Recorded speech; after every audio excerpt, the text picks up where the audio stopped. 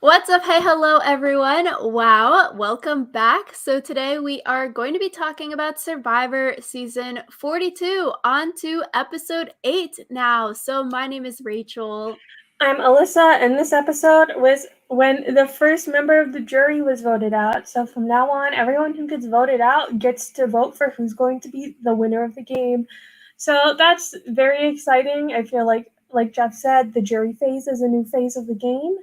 So we'll have to see what these Survivor players have coming for them. Yep, got to start worrying about jury management, not pissing off people when you are sending them to the jury. So it's an exciting thing to balance. Like you are blindsiding and crushing these people's hopes and dreams, but balancing that with keeping them sort of on your good side in order to give you $1 million at the end of the game, which is exciting to see how people can balance that. But on a sad note, Alyssa and I were just talking about this, but apparently there's going to be no more Ponderosa videos, maybe ever, but at least for season 42, there are no Ponderosa videos. And Chanel tweeted out saying, yeah, there isn't any for her or anyone. And that's just so sad because I always loved seeing those Ponderosa videos to see people getting voted out, their weight loss, them going to go eat for the first time, and them like enjoying themselves on Ponderosa. And if there's like new dynamics or things like that. So it's a bummer that they're not happening this season. Yeah, and I also feel like Ponderosa is where you get to see more of people's real personalities and not just their game personalities. So definitely a bummer that we don't get Ponderosa. Yeah, it's just exit interviews now, which definitely can like change people's thoughts and opinions after having been out of the game for a year now and then having like I guess reading Reddit or like the fan reaction that might change your opinions that you're talking about in your exit interview versus Ponderosa that is 100% fresh right after you're voted out. Your thoughts and reactions are more like not as muted as they would be if you've waited a year on this and now you're doing that exit press. Yeah, so it would have been interesting if someone had, like, I don't know, kept a diary or something up Ponderosa that they could then, I don't know, make their own independent Ponderosa video where they just record themselves reading their Ponderosa diary or something. Oh my But gosh, a yeah, story time. story time, My Survivor Ponderosa 1 year later. So Yeah. So we start this episode off Romeo and Drea. They're not close anymore. So last week we were like, oh, maybe Drea left Romeo out of this majority 8, this alpha alliance of all of the quote athletic strong people on the team, and Drea purposefully did that because Romeo might not fit in with this team. Instead, Drea and Romeo could work both sides, where Drea would be in with the athletic people and Romeo would be in with the people that were left out. And they would be getting all the information from everyone on the team. But no, Drea seriously does not like Romeo anymore. I thought it was interesting because it feels like Drea has burned a lot of bridges because we also got a whole thing about how she doesn't trust Tori and doesn't want to work with Tori. And so, like, I'm not really sure who else Drea is close to, if anyone. So that's going to be interesting for her going forward. It's sort of odd that she was willing to like get rid of Romeo so quickly. And like we'll talk about it with Mike and Hai and their willingness to get rid of Chanel this episode. But it just seems odd because pre-merge we're seeing Drea and Romeo. They're such a tight duo. They were like the nexus of power on their original blue team. They seemed like the two power players controlling the vote, making the moves on that team. So maybe that was like a false narrative in the edit and they weren't actually that close and they were just working together because they were forced to work together. And then come merge, Drea doesn't really like Romeo anymore. And then I don't know, it's just weird. So maybe it's the editing, or maybe it's really just the case that Drea thinks Romeo is too paranoid that she's dropping him. Yeah, it also might just be that they worked together well when they were on a tribe together and they were each other's only choice. But now that they have better choices, it's kind of like I feel like there are definitely better players than both of them. Like I feel like they're both outclassed by some of the other players on the other tribes. So, yeah, I feel like them splitting up wasn't very good for either of them. So, we'll have to see how that goes. It's like high school, you're friends with people because like that's where your parents live. So it's like sort of friends by convenience and not you're friends by choice, but you're sort of forced to be friends with people because of where you live versus college. You get to choose more of your friends. So it's like the merge is college for Dre and Romeo. Now they're actually choosing people they want to hang out with versus they're forced into friendship by starting on the original tribes together. That was a metaphor. I wasn't sure where you were going with it, but I like it. I agree with it. It's the new passenger pilot metaphor. We're going to make this canon, Alyssa. We're doing a high school college metaphors from now on. I mean, considering that some of the people left in the game are still in college, that could still work. Yeah. So I also thought it was odd that we're seeing a lot in this episode where everyone is saying Romeo is so paranoid, we can't work with him. Let's maybe potentially vote him out because he's so paranoid. But it's sort of like a double edged sword, damned if you do, damned if you don't, right? Because Romeo's rightfully paranoid. He's on the chopping block. He thinks like, he's not paranoid for no reason. People are coming for him. He is justified to be paranoid and trying to scramble because he's the split vote this episode. But then everyone is saying, oh, he's so paranoid, let's vote him out. So it's sort of like, if you're on the bottom there, what can you do? Because if you do try to scramble, you get the target. But if you don't do anything, you're still getting voted out. Yeah, it's just, I guess it's one of those things where you have to be scrambling without appearing like you're scrambling, and Yeah, I sort of feel bad for Romeo because it's not like he's paranoid for no reason. Like, if he were in the majority alliance and he was acting paranoid, then it's like, yeah, we don't want to work with you because you are acting this way. But it's like he's on the bottom. He should be paranoid because he's like one of three people to go home this week. And then after Tori wins, like one of two choices to go home. So it just seems it's sort of sucky for him. It's like he's trying to work his way out of this hole that season, but then people are just saying, no, get back in the hole. You're being too paranoid, but it's like he's rightfully paranoid. yeah, I guess it's all about how you express the paranoia. Because I feel like his one thing was he was expressing his paranoia, I guess, to the wrong people, or maybe in the wrong way to those people. So Yeah, I guess we'll see more of it next week because Romeo does make it through.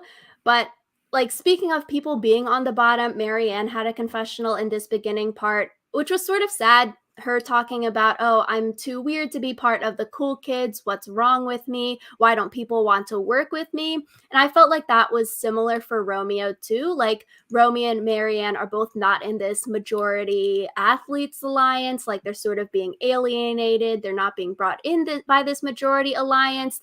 And then they're being even more like ostracized or pushed more to the curb when they're like paranoid about it or if they're trying to prevent themselves from being voted out. yeah, like you said, it's kind of like they can't win. So Guess you need some advantages to help you out. Which, 4 advantages. yep, all the candy in the world. So we get to this reward challenge. Jeff starts it off by talking to the camera again, which I thought this was funny. Like, it sounded like he was a teacher and he would be very, very disappointed in his students, the game players, if no one found this advantage. So, with that high school college analogy, Jeff is the teacher here. He's going to reprimand the person who sits out and doesn't find this advantage. What I thought was so interesting about this reward challenge wasn't this the exact same challenge where Xander offered to sit out because he didn't like grilled cheese? And so it's like, what is up with this? Like people offering to sit out when they already don't like the food it's so weird, especially because I feel like it was edited very differently for Xander and for Drea. Like for Xander, I feel like everyone was like, wow, Xander, such a good thing you did. And then for Drea, it was kind of like, okay, Marianne's in the game now. We're moving on. So, The parallels are interesting because Xander did sit out in this challenge last season to switch with Erica to give Erica the chance to play and win because Erica was just sent to exile. But Xander didn't find the advantage.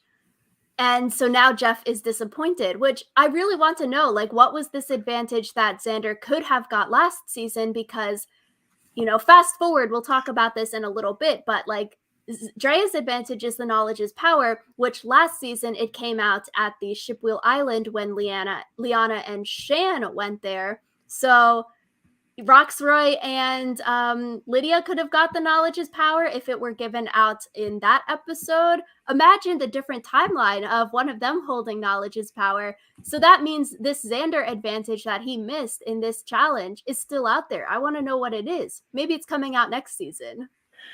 Well, I think, never mind. I was going to say something totally unrelated and started with what I think, which implies that I was talking about the advantage. But anyways, my crack theory is that Marianne wins this season because since Erica stepped into the challenge for Xander and Marianne is stepping into the challenge for Drea, Drea is going to be in third place like Xander, and Marianne's going to be in first place like Erica was. Boom. What about Roxroy being in the Erica exile spot? Doesn't matter. He didn't get any confessionals about being a lion, so. True. So the teams for this reward challenge, the blue team was Jonathan. We can just end there. But it was Jonathan, Roxroy, Tori, Chanel, and Mike. Orange was Lindsay, Omer, Marianne, Hai, and Romeo, where instead of Marianne on orange, it was Drea, and then Marianne had the gray rock, and then she switched with Drea to be on the orange team. And so I thought it was interesting with these parallels that both seasons we've seen this, that someone just decided to switch with the gray rock person, like Xander and Erica last time, Drea and Marianne this time. It's like, what's interesting too is it was like two separate like food rewards. So it wasn't like, oh, two people didn't like PB&J. It like just so happened that the right person was on the right season to want to give up the food reward, you know? Like, you gotta wonder if someone on production knew that Drea didn't like peanut butter and jelly. Yeah, like yes. Imagine if someone was allergic to, like, Xander's reasoning last time was like, oh, I have dietary restrictions, you know, I don't eat grilled cheese, which was like a truth, but also a lie. Like, he really just wanted to be sitting with the losing team at camp to build those bonds. So that's why he sat out, but used the whole dietary restriction story. So it's similar here. Like, Drea is not using dietary restrictions, but she's also saying like, yeah, you know, I don't eat PB&J. Maybe she could have said, yeah, I'm allergic to peanut butter. And then she could have sat out also because of that. So it's like, it's just so fascinating that 2 seasons they stick a clue or an advantage on this bench, and both times we see people purposely sit out for it. But maybe in other seasons people want to purposefully sit out for like sitting in the bench and there's like no advantage there, so then like that clip isn't shown. I do wonder if this has happened in the past where people just don't want to do it and they sit out and try to see if there's an advantage on the bench, but since there isn't, it's just not shown. Yeah, I guess one of the things, I feel like it would be very difficult to have a peanut allergy on Survivor, because I feel like peanut butter is like the cheap, easy protein that they give them a lot of. And so, because I feel like there have been some challenges where the reward was just like straight up a jar of peanut butter. Or like Winners at War, you could buy a jar of peanut butter with your fire tokens. And so, Survivor would be a very bad place not to like peanut butter. If you're allergic, imagine, you know how at elementary school they had whole separate lunch tables for people with peanut allergies? Yeah. I imagine if you have like a severe peanut allergy, they just wouldn't let you go on Survivor. Yeah, because some people, like, if it's super severe, like, if it's even in the air, like, they could have an allergic reaction to it. So it's sort of like you just can't have any peanut rewards or, you know, advantages in the whole season. Yeah. So they'll just have to have their own table to eat their lunch at. Yeah. But I feel like for this entire challenge, they sort of yada-yada'd it. Like, it was mostly focused on Drea looking for the advantage and finding the advantage. Like, they skipped through all of the middle people that were doing the whole obstacle course part, like doing the swimming and doing the maneuvering of the buoys. And they just focused on Drea finding the advantage. Like, they didn't show any of the swimming part. Okay, the thing that I find super like kind of sad but also funny is that when they like start focusing on the immunity challenge again, it's like Omer is like sinking hoop after hoop, and you're like, oh my god, is someone finally going to beat Jonathan? And then Jonathan swims out, and in the time it takes the orange team to like get their buoy back to Omer to make another rebound shot, Jonathan is just like beast moded the entire challenge, and it's just like, what the hell, Jonathan? Yeah, they yada yada the whole swimming portion, and then they only show the basketball portion. I thought it was funny, sad too. Like Omer and Roxroy shooting first, and then Omer getting 4 in a row. I was like, yes, awesome. Someone else is showing their strength in a challenge. Omer's on a roll. Good for him. Jonathan sees Omer get 4 in a row, and then he's like, Roxroy, let me go in. And then he literally shoots all 5 in a row. And I was like, this is so funny, but so sad for Omer's team because Omer literally got so close, but then just was not able to land that last ball. Yeah, I feel like it's one of those things where Omer kind of just like, if he had gotten it, he would have been everyone's favorite person, but I feel like it also would have made him such a threat. But the way that it worked out, I feel like he kind of like, no one was mad at him because he gave such an honest effort, and I feel like no one can be mad at you when you lose against fucking Jonathan. So He I was feel still like a hero. yeah, he was still the hero, and in addition, he didn't have like the target of being a huge physical threat. So I feel like this was actually the best case scenario for Homer. True. I do wonder, like, if you can shoot basketball hoops, does that make you like a super big physical threat compared to Jonathan or like compared to Tori winning 2 individual immunity challenges? I feel like people might still see Omer like maybe it would solidify him more in the athletes alliance, but I don't know. I was like, would people target him because he can shoot baskets? I don't know. People never targeted any of the former basketball players for being basketball players. Omer should do basketball. But I thought it was funny how Roxroy or how Jonathan told Roxroy, like, hey, put me in. Like, if Jonathan couldn't land those shots, because we've seen this in the past where someone is originally doing like the puzzle portion or the shooting portion in a challenge and they're not good at it. They haven't hit the target or they haven't done the thing right yet. And so people are like, hey, let me try, let me switch in. And then sometimes when they switch in, like, they're not good at it either. Or like here, we see Jonathan being super beast at the part where he switches in. But we see this a lot where people hog a portion of the challenge. Like they want to do it, they don't want to let other people do it, they want to keep trying, which bugs their teammates. So imagine if Roxroy didn't let Jonathan come in and like switch out. Yeah, I feel like this could have been a lot more negative for Roxroy than it was. Like, it's almost a good thing that he wasn't shown at all, because if he was shown a ton, it would have been like, haha, look how incompetent Roxroy is.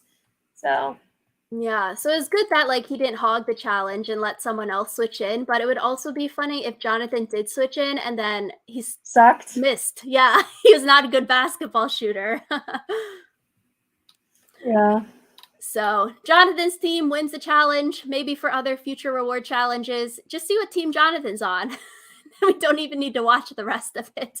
So it'll be an awesome day on the team that Jonathan is not on wins a challenge. Like that would be a momentous occasion.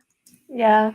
But like we said, one of the biggest like parts of this reward challenge segment was the fact that Drea found the clue to the advantage, and she basically immediately, I feel like, puts use to that clue. It was a beware advantage, and she gets a little note about being caught red-handed. And oh boy, that was, I actually really liked like this whole sequence of things that happened, because it's like, oh, if the only part of the beware was the fact that like she had to get it when she was like at the reward challenge, and like, oh, maybe someone's gonna see her pick up the scroll or whatever. I feel like that would have been kind of me, but I really like this beware advantage, and I like the way that it played out. I 100% agree. I liked the red-handed gimmick. At first, you're like, oh, red-handed, fun. But then when she has to dip her whole forearm in this fake, like, blood slash paint, and it goes back to episode 1 where Hi's rubbing fake blood all over himself. And then people are like, Hi, are you bleeding? So I just thought it was so funny because then Drea misses a part of her arm when she's cleaning. And then Tori notices. And then Drea is like, oh no, it's just paint. And it was like, it was like not like a, easy part of your arm, but it was like on the back of her forearm, like a sort of hard to reach spot. So it sort of makes sense why you would miss it by like dumping water on the well onto it. But But also, don't say that it's paint. Like, Okay, you could yes, just I agree. I was like, how would you respond here? I feel like I would be like, "Oh shit, am I bleeding? I'm gonna go look in the ocean and like see what's going on." Because I feel like if you're walking through the jungle, there's like a possibility that like, oh, I scraped my arm against a tree and I didn't even notice, type thing. So I feel like if you play up like, oh shoot, did I hurt myself? Then you can like go and see. Because I feel like also there are some like injuries that bleed so much more than you would think they would bleed. And so I feel like if you like went into the water and like cleaned yourself up and then you were like, "Oh, I must have scraped myself against the tree. I'm fine now." That's a lot less suspicious than like making something up about painting the flag. Okay, that's what I wrote in my notes too. I thought the best way to do this would just be to act dumb, like you were saying. You'd be like, Tori's, oh, you have something on your arm there. Are you bleeding? And you're like, wait, what are you talking about? Like, OMG, where is it? And then you're like looking at your arm acting dumb. Like, not like, oh, it's paint. I 100% know what that spot is. Because the paint was in a weird spot on her arm, like it was the back of her forearm. So it's sort of hard to make up an excuse about, I feel like. So I felt like sort of acting dumb. And then, like you're saying, you're like, oh my gosh, quickly, like, what the heck? And then you go into the ocean to clean it off. And then that's sort of, you get rid of all the evidence while you're acting dumb, which good for Tori. She's super perceptive. She's not afraid to ask these tough questions and dig. And especially when Dre is like, no, it's just paint. And then Tori's like, you know what? Are you sure? And then she's like looking at Tori's or Drea's pants and then sees like a clue or something in there. So it's like good for Tori for noticing.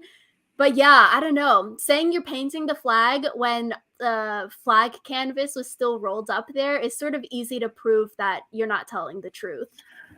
Yeah, and I feel like one of the things is I feel like Tori like actually asked out of concern at first. Like I feel like she legitimately thought that Drea was bleeding at first. So it was one of those things where like her perceptiveness was good, but it wouldn't have been a problem if Drea didn't just lie. So True. If you acted dumb, Tori would just be concerned. It's like, oh, do you need help? Like, do we need to get a band aid or something from medical? Like, what's up with that? Are you okay? And maybe besides paint, like, you could say, oh, and when you come back to camp after washing it off in the ocean to get rid of the evidence, maybe you make up a new lie like, oh, maybe it was a bug bite, or like what you were saying, oh, I hit or scraped my arm in the forest or something. Like maybe my bug bite burst open. I was scratching it really hard, but like it's okay now. Hopefully it'll scab over. I feel like, I don't know, a bug bite, they're not going to examine your arm for a bug bite. I wonder if Survivor Medical is like allowed to help survivors with their like espionage. Like if Drea was like, "Oh yeah, I'm gonna have medical look at this," like would medical then be like, "Drea, that's paint"? Like what would happen in this case? Gives Drea like fake gauze to wrap her forearm in to make it look like she like got a really severe like rash or bug bite. Yeah, I guess. That'd be interesting. Can you play them like that? I wonder. Who knows? Not me.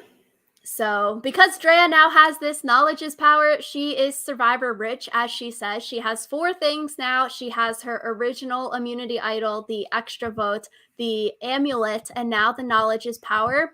So, theoretically, Drea could get 3 idols. If she's the last person standing with the amulet, that's an idol. If she uses the knowledge is power to steal an idol, she could have her original Beware Advantage idol, the amulet idol, and the knowledge is power idol. Like, imagine that. If Drea could make it to Final 7 and she has 3 idols, she'd be locked for Final 4 fire making. Yeah, it's just I feel like the fact that one person has 4 advantages is just so extra. Especially because it's not like, oh, Drea has every advantage in the game. So I feel like we have talked so much about advantage get-in, but I feel like the fact that one person has 4 advantages is kind of proof of that. So, kind of annoyed. She could advantage get it herself. Honestly, yeah. It would be fun to see if she played like multiple idols at one single tribal council and done like the Parvati playing 2 idols at once. Like done that as a big move. Like that would be fun. That would be flashy. But yeah, it's good for Drea. Like she is playing this game and it's good for her because she is the one that is putting in the work to sit out of the challenge to get this advantage. She put in the work to get that extra vote at Shipwheel Island. She put in the work when she and Romeo were searching out on their original camp to find the Beware Advantage idol. So it's like she deserves these things because she's put in the work to find them. But also, like, dang, having four things, it could go so right, but it could go so wrong. Like, imagine if she got voted out with all of these things in her pocket. I feel like that would be the scariest thing, because what if all of them were like re-hidden except for the amulet, I guess? Like, having 3 advantages re-hidden on one day would be crazy.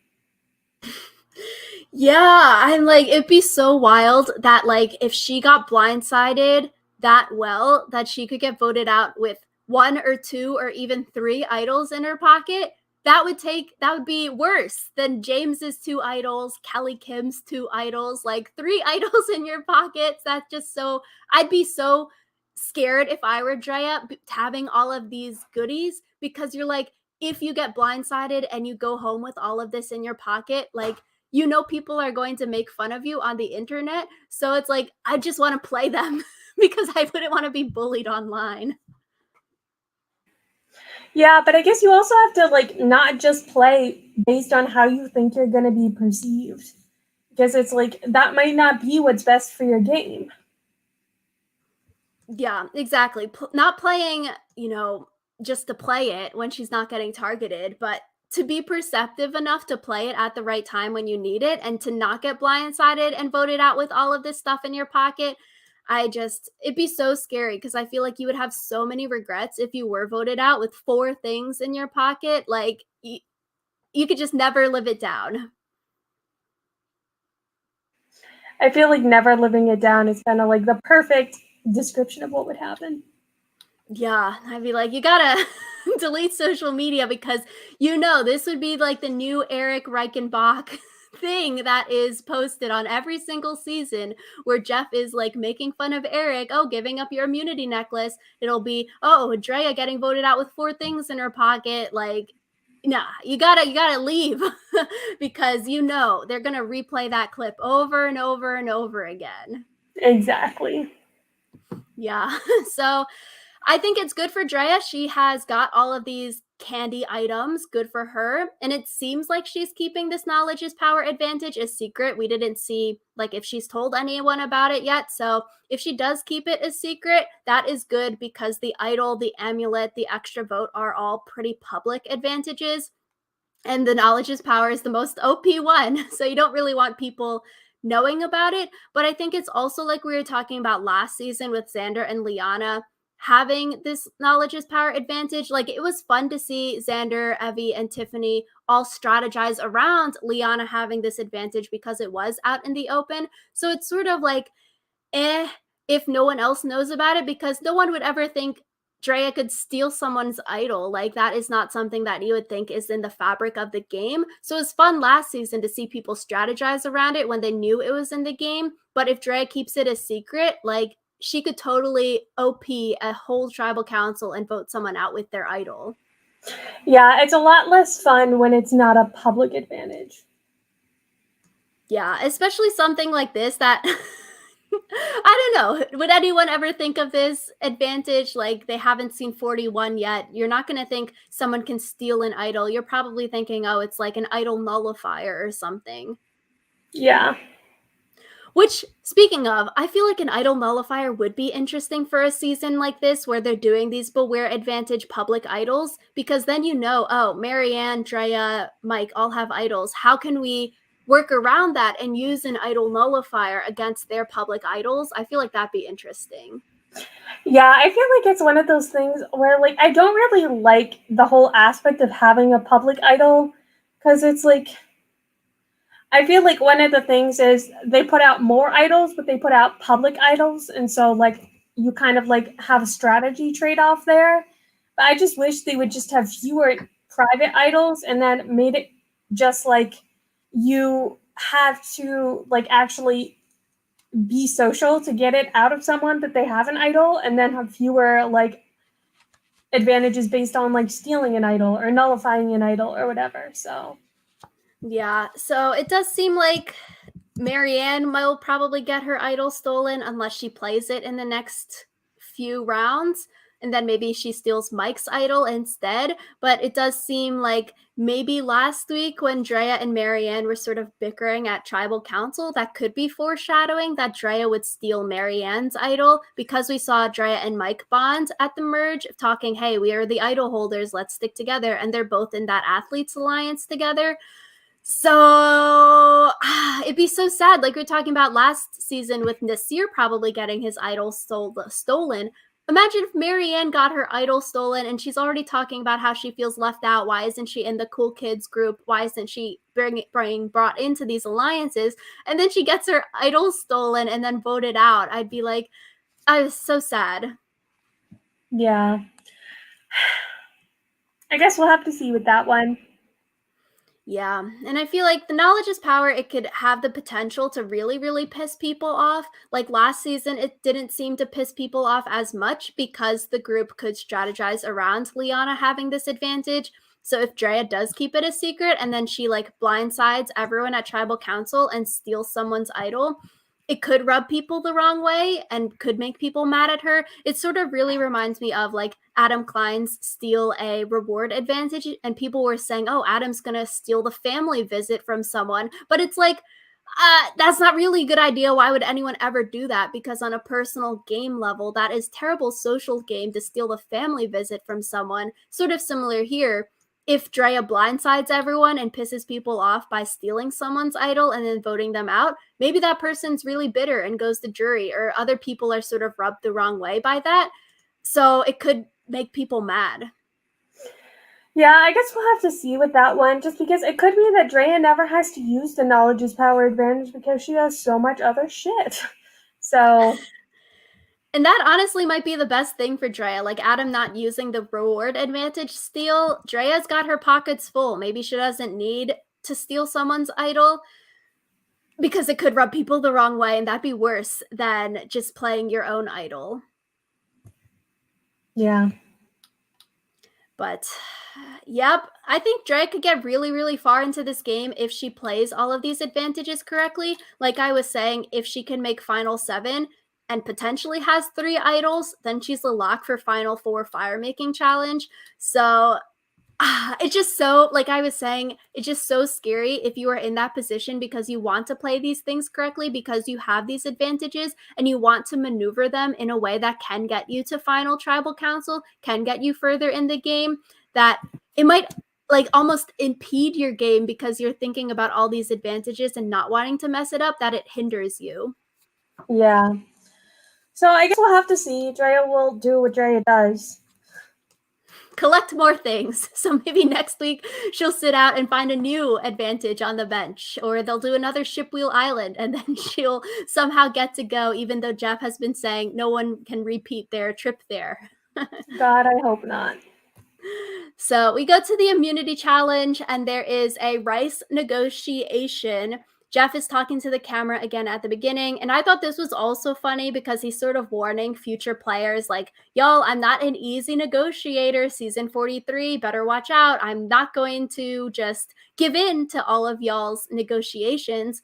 And so it's funny because season 43 is probably already out there to get ready to start filming, but 44 is still watching from home. So they're seeing this play out and they're going to see Jeff says he's not an easy negotiator. I think it's funny though because Jeff said that he's not an easy negotiator, and then as soon as someone was like 4, Jeff was like sold.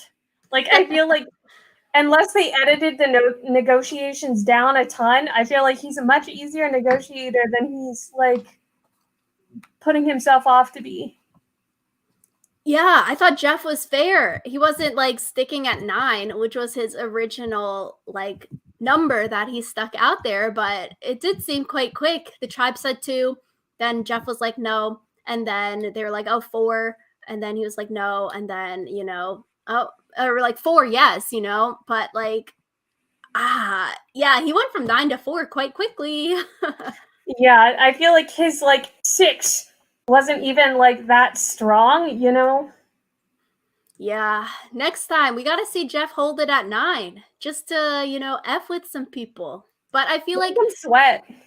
Yeah, I feel like with this rice negotiation though, he wants to give them the rice. He's not going to stick it at 9 if 9 people aren't willing to sit out, I feel like with this whole rice negotiation, at the end of the day, he's going to give it to the team. He's not going to not give it out. I feel like with this whole gimmick, new twist here, he's going to give it out. So you should say two and stick with two and say, Jeff, no, we're not going to go any higher. Like, you come down to us, because he's not going to want you to starve out there. Like, he's probably going to give you the rice. Yeah. So, I feel like the whole thing is also, if you have that thing where like, oh, we're not going to vote out the people who like sought out to get us all rice, the higher that number goes, then the like more complicated voting someone out gets. Because like, say that 6 people did sit out and 1 person wins immunity, that only leaves 3 people who you could like morally vote out. What if all 3 of those people like have idols or have advantages, It's a whole morally vote out thing. It's like Jonathan was saying, yeah, those people are off limits. We're not voting for Lindsay, Drea, Mary, and Omer, the 4 people that did sit out. Like, they are off limits for this tribal. And so I feel like that goes back also to knowledge is power. If Drea does piss off people, it does seem like this group is sort of, morally righteous in the way that like people follow Jonathan saying, yeah, we're not going to target the 4. And Marianne was on the chopping block prior to that. So it's like sort of effectively Marianne, saved herself by sitting out, even though she did have the idol as backup if she were to be targeted. But it does seem like this group is very high on like, we're playing a game, but also we're not going to be like super mean or rude to each other or voting you out in like an unethical way. Yeah. So I feel like it wasn't ever really a consideration just because the 2 people who they most wanted to vote out anyway didn't sit out.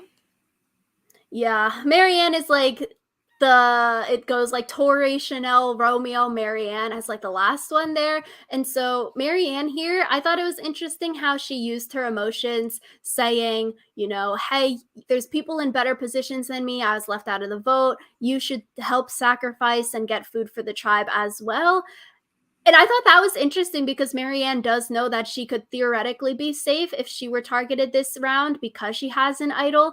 I liked it. I was like, make people feel guilty about it. I liked it. Yeah, I liked it. It was also kind of uncomfortable to watch, though, knowing that it was manipulation. So, yeah. So the immunity challenge, they have to balance on a balance beam and then hold a buoy with 2 handles. I do wonder if we can DIY this one. I feel like this would be fun to like try at home. Peridium has a hack video of this, basically saying to hack this challenge, it's better to hold the buoy sticks down rather than holding your ball up like this. So everyone in this challenge, they started with their sticks facing up. So they're all technically not doing the challenge in the hack way. Well, I would bet most of them don't know what the hack way is. So that's why we got to DIY it and see if like upwards is actually harder than holding them downwards. Yeah. But I feel like this challenge was pretty short. High dropped almost immediately. I feel like it couldn't have been that long before it was just down to Jonathan and Tori. And I feel like Tori is really making herself out to be a physical threat because this is now 2 immunity challenges in a row that she's won and she's beaten Jonathan. And I feel like when you beat Jonathan, like that's a notable thing. So yeah, Tori winning her 2nd individual immunity, beating Jonathan last week, beating Jonathan this week. And Tori wasn't in the Athletes Alliance, which is interesting, but it's sort of like she wasn't included because people are annoyed with her or find her schemy, but she should be included if it's based off of like challenge abilities, because winning back to back, like that is super, super impressive. And I thought it was funny how last episode we saw Tori literally telling to Jonathan's face, I want to vote you out so I could win more necklaces, because if you're here, like I can't win as many. But, good for Tori. She can still win even when Jonathan is there. So I'm like, kudos for her. Like, that is so awesome to win 2 back to back and against Jonathan and like all those other people competing. yeah.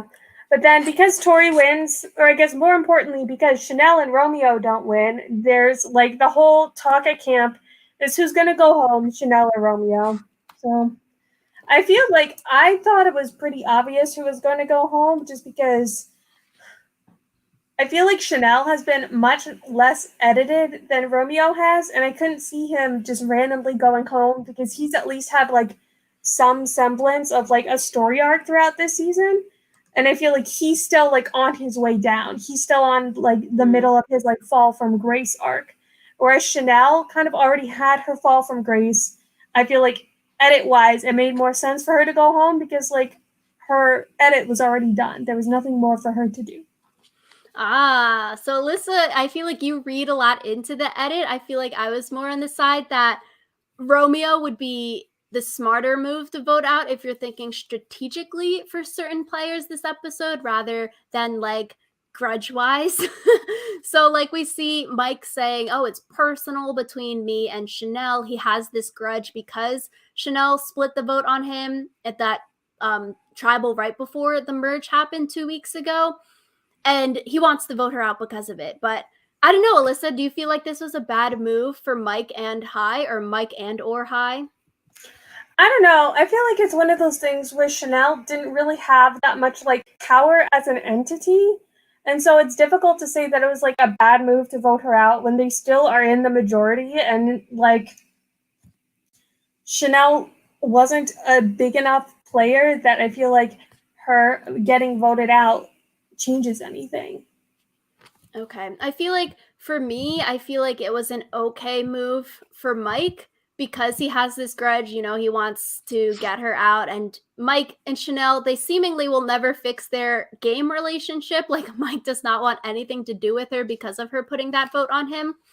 So for Mike, it's like, okay, makes sense. You're never going to work with her. She's not in the numbers. But for Hai, I feel like it's a bad move because last week, Hai and Mike, they voted out Lydia. For Hai, Lydia was his number one. And we were saying, okay, you have to do it. The whole rest of the alliance is wanting to vote Lydia out. There's only 5 people to vote for. You lose this battle to potentially win the war. Okay, fine. Lydia gets voted out. You don't, as Hai, want to push too hard back on that because the vote could have flipped onto Hai and Hai could have gotten voted out. But then this week, to vote out another OG Green member in Chanel, you're down to only 2 OG Greens left with Mike and Hai. And I just feel like it's so dangerous because next week we're going from 10 to 8. Say you vote out Tori and Romeo next week and you go to 8. It's like the athletes people and Marianne. I feel like the first person that's going to be targeted at the 8 is Hai because he doesn't like Mike is in a better position than him. We've seen Mike have those social relationships with like Omer and Jonathan. He has more people in his corner. Like, who else does Hai have in his corner after voting out all of his people? Yeah, I feel like edit wise, Hai really plummeted as soon as he didn't get a confessional explaining why he didn't vote out Lydia. Because if you do the one thing that you say you're going to do, if you're like voting Lydia out is not an option for me, she's my ride or die, and then you do that thing, in order to still be a winner contender, you have to explain, like, okay, this is why I decided to make the choice that I made. And like, we can infer why he made the choice that he made, but the fact that we are not explicitly shown him doing that is kind of not good for Ty's edit or Hai's edit. Whew. Flashbacks. It's not good for Hai's edit because, like, ideally, as a winner, any like mistakes that you made should be explained. Yeah, it's like he had that confessional about like, wanting to be in the driver's seat, like good players rise to the occasion and they get their way.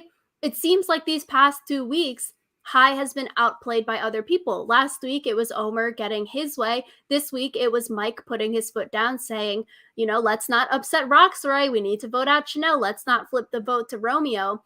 But I feel like, for Hai and, sort of for Mike, but like I said, I feel like Mike is in a better position. They should have been pushing more for Romeo to go because Romeo wasn't working with them. He's also not in that Athletes Alliance and he wasn't a part of their OG Green team. Versus, we saw at the beginning of this episode Chanel and Hai talking. Chanel is like, Hai, stop leaving me out of the vote. Please don't leave me out. Like, I will vote whichever way you want. At least for Hai, it seems like that relationship could have been rekindled, or at least keep Chanel around. She's on the bottom. She has no one else working with her. Like we saw last week, everyone was walking away when Chanel came up to them on the beach. So it's like, if you can keep Chanel to the final 8 and she's in that spot where it's like the athlete 7 and Chanel as the 8, you could pick Chanel up and then maybe make a counter alliance or a new majority of people to go against the Athletes Alliance when people start to turn against each other. But like I said, going from 10 to 8, like what numbers does Hai have that he can scoop up in order to create a new majority when the Athletes Alliance splits up? I really, really think like he needed Chanel. Even if he thinks Chanel is snaky, you want that OG green member there so you could scoop them up when the time comes, even if you think she is sketchy. Yeah, so Hai kind of shot himself in the foot, but I feel like that was more to do with voting out Lydia last week than voting out Chanel this week. Yeah, I guess a double shot in the foot. It's sort of like that whole downfall, whereas like Chanel's downfall started with like the Shipwheel Island choice and then having that whole tribal council blow up where Jenny goes home and then splitting her vote on Mike. It does seem like for Chanel, like her nail in the coffin was splitting that vote on Mike, where Mike is just holding this grudge that he was not even willing to split or to switch the vote onto Romeo when Hai wanted to maybe switch it. Yeah. But I guess it happened the way it happened. At Tribal, we got a really interesting metaphor about being in the car, who's in the driver's seat, who's in the passenger seat, who's on the side of the road. I thought it was interesting. The main point seemed to be like, oh, you can't always be in the driver's seat because someone else is going to want to drive, and occasionally you have to let them. So I feel like we get this metaphor every single season. Like, or like the a variation passengers. on it. Yeah, it's always like passengers and drivers, pilots and people in the airplane, you know, like people driving the boat or not. We need the school metaphors now. We got to switch it up, Jeff. Yep. But I thought it was interesting with like Chanel getting voted out. She's now the first member of the jury, mayor of Ponderosa, but alas, no Ponderosa videos, so that really sucks. But I do want to know why Romeo voted out Hai. Maybe we'll know next week, or if Romeo gets voted out in the exit interview. Because, see, with Hai flubbing this round, it's like Hai has no real alliance members, maybe besides Mike. Like, Hai and Romeo, we saw last week, have a connection on the beach, and we thought, oh, maybe they'll work together, even if they're not both in the numbers. Maybe Hai can scoop up Romeo when the time comes, when it's time to flip. But no, Romeo voted Hai out, so it seems like their relationship is fractured also. Yeah. Again, I feel like I keep saying, like, oh, let's just wait and see, but I feel like this episode was very focused on Drea, so it was difficult to see anything beyond just, like, Drea and her sphere. And then the thing about who was getting voted out, obviously. Like, I feel like we didn't see as much of the social maneuvering and as much of the ramifications.